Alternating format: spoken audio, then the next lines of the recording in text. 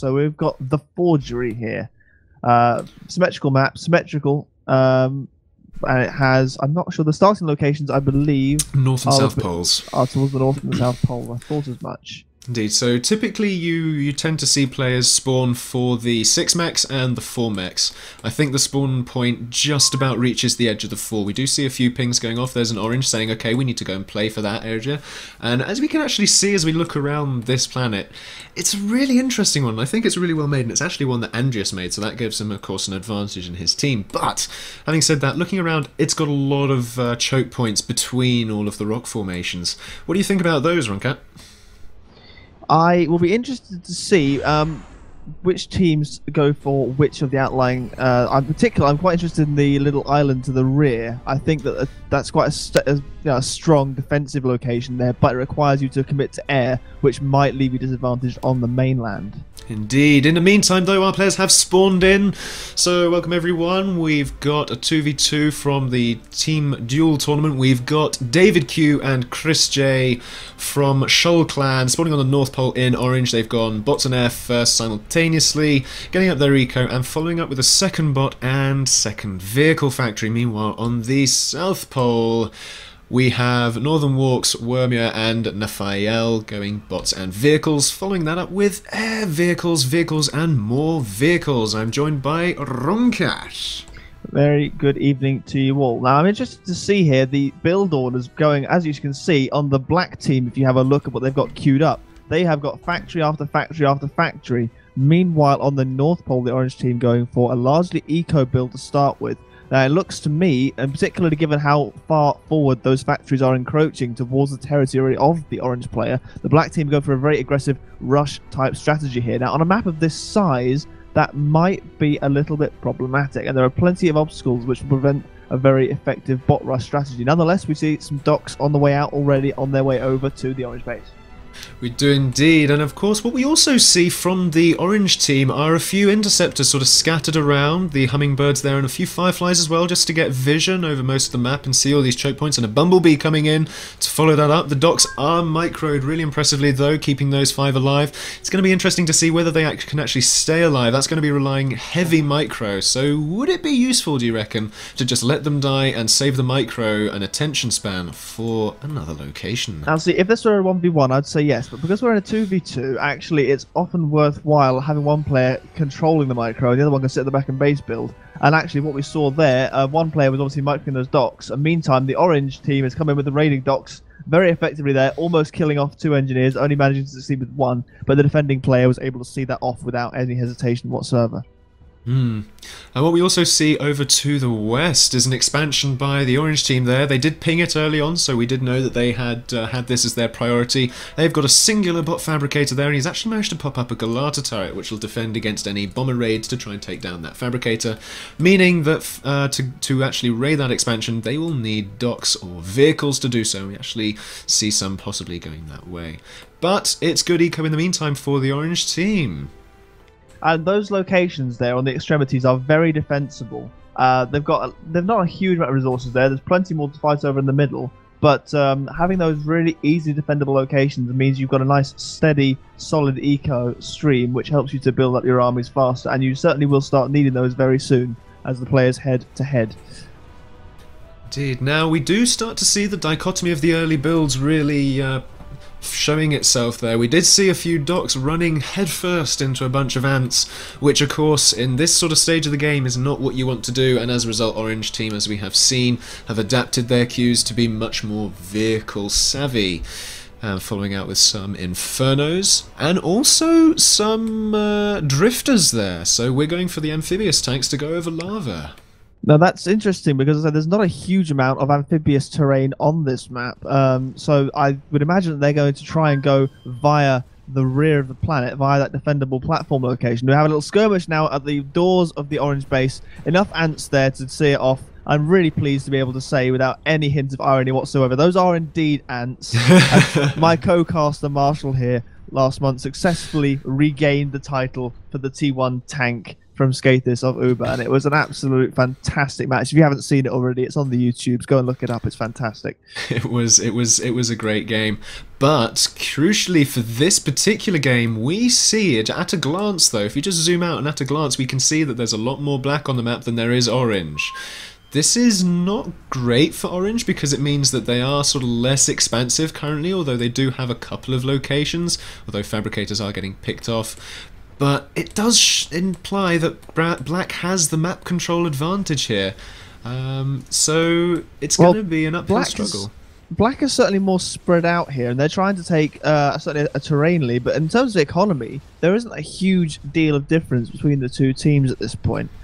Black are being a bit cheeky here, going, if you see my ping here, they've just sent a few ants up there to try and raid what should have been a fairly safe location, forcing Orange to send in their commander to defend, and they've actually managed to take out one of those 2 metal extractor points. Unfortunately, we can see that the Orange team attempted to expand into this little field down here, but was taken out before they could complete the defensive turrets, and as such, that is left unclaimed. We now see some fabricators of the Black team moving into that location to try and finish the job.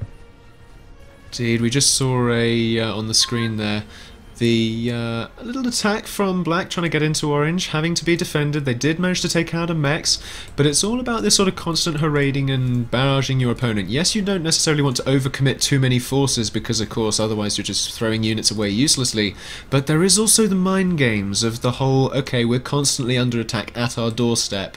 We're constantly being on the defensive, the reactive, rather than the proactive. And in 2v2s and going up into 3v3s, 4v4s, etc., being the one who is proactive is a significant advantage in games of PA.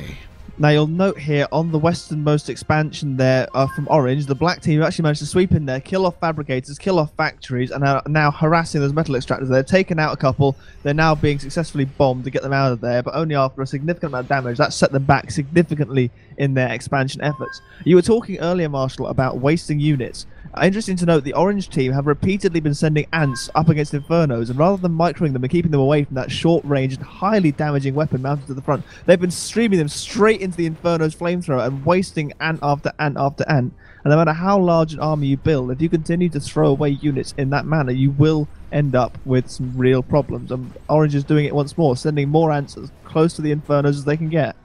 It's a really poor demonstration of micro, but more crucially at the moment is they really don't want to do that, especially considering Black are inside their base at the moment. They won't necessarily get too much damage done because they are kind of surrounded with turrets and commanders to defend, but the point is those units got in there, and the likelihood is now Orange are going to think, okay, well, they got that far in, we're going to have to do something to seal this gap. And as we can also see on the screen over here now, Orange has gone T2. Will this plug the gap? We shall see. Levelers do tend to be quite good against vehicles.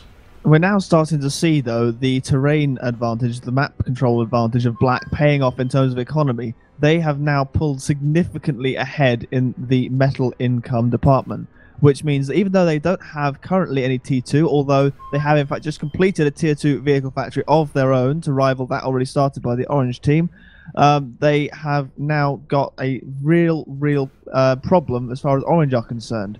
They are able to produce more units more quickly, and this constant pressure that we're seeing, again, more harassment taking place right on Orange's doorstep, and they can just keep throwing more and more units after this without any problems whatsoever. Orange are on the back foot here, building walls in their own base and lots of defensive turrets to try and see off this constant harassment, which once more is taking out metal extractor after metal extractor from the Orange team. Yeah, it's really not good when you're losing those metal extractors that are effectively your proximal expansions. And you may hear us refer to the proximal expansions. They're your sort of just your close mechs that you aren't necessarily considering inside your base, but are considered, I suppose, natural expansions. If this were StarCraft, or, you know, ones that you could expand to easily without necessarily being too worried about them getting killed off in raids. But the point is, again, Black are being incredibly aggressive, and Orange are just stuck in their base with limited eco. And yeah, I think we're starting to see the final nail in the coffin here. I just pinged you there. Now, the first thing that came out of that Tier 2 factory for Black was an engineer, a fabricator, and they can afford to do that, of course, whereas Orange at the moment are just currently streaming out military units from theirs. They are actually using that to bolster their eco even further, so that the constant stream of units at Orange's front door is going to keep going and growing They're building more factories, making full use of that eco, and Orange have really got to pull off something a bit special here. I would expect at this point in the game, seeing how much map control they've conceded, they are going to be looking at snipe territory. That's the only way I can see the Orange team pulling this back at this point. But don't forget they have got to get 2 commander snipes, although, having said that, it's not too tricky because looking at both of Black's commanders, they're on the front lines of their respective lanes. The thing is, though, if we look in the army tab there, 20 factories to Black to 12, although the economies for both teams, their efficiencies are struggling somewhat, but I think, as you say, the window for Orange is closing very, very fast indeed, and we do see a few bot factories going up from the easternmost commander there, but nothing built from those factories. I think it might be a bit late for boombots. Absolutely, and the Black team now are actually building some walls of their own right outside Orange's base, hemming them in, preventing them from taking advantage of any of the metal extractors down in that direction. And there's just there's a no man's land which is slowly creeping towards the core of their base. They've got commanders on the front line defending, and it's only a matter of time before this is a huge force here, just about to go into the heart of Orange's base. If that gets too close to that massive energy field sat right at the back of their base, Orange are going to have some real problems. There's really not a lot they can do. Their commanders are in the wrong place to Uber Cannon. Their forces are effectively non-existent. Going back into the army tab there, 44 units total.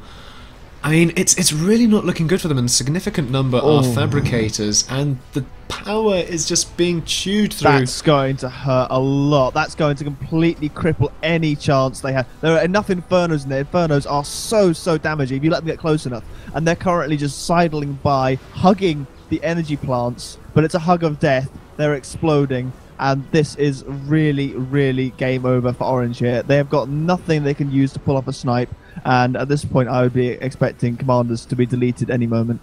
GG's to be called soon, we think. More pings going off. I think that was one of you. Oh no, that was Black saying, oh look, there's a T2 factory there. We finished that off. We finished the game. And indeed, I think that is the only hope that Orange have now, though they are starting to compile boombots. But they're in the wrong place, and they're dealing with pelters now as well. I think the crux of the issue, I've just pinged you, one of the main issues that Orange have is this. They have built so many fabricators, they haven't had enough military units, they've not been expanding anywhere near as aggressively as Black was, and when they were not defending those expansions anywhere near as well as they should have been. And ultimately, it comes down to poor micromanagement, which has carried on throughout the game and has cost them dearly. Their commander is now being pelted by a small swarm of units. He probably will survive this onslaught, but there's more to take their place, and at the moment they're now being got from the rear as well. The other commander is caught between 2 forces, uber cannoning desperately, being hammered by those forces there. There is a leveler in there. He is taking a lot of damage. I'm not sure he's going to survive this. Yeah, it's not looking good for these commanders here, as we see one about to pop there at the back of the base. Down he goes, and shortly number 2 is not far behind. Number 2, yeah. He's just going to hold on for another minute or so, I think, before the next round of units comes up to demolish what's left of his health. 13% and dropping. Indeed, yeah. He's just going to try and make anything, any headway he can. I'm coming for you, he says. He's Rambo coming in. He knows he is done for, but he wants to go down in style. And I think it's quite typical that the last unit to get a hit on that commander was an Inferno, and I think the Infernos really won that game for the Black team. The Orange team just kept charging armies into the middle of them. Silly, really. It was fairly narrow choke points. The Black units were just hiding there, waiting for the Orange units to come around. Every time they poked their head around the corner, boom, there's a flame in your face and you're dead. And that's really, I think, characterized the entire match. Really, I think Orange team could have microed that a lot better. Yeah, I would have to agree there. But I think both teams probably could have done that. We did comment earlier on in the game how the Black team there, Northern Walk folks, were sending in their units almost in a whimsical fashion, trying to do whatever they could. But that is something to learn in 2v2s. Anything can still count towards a victory or a defeat.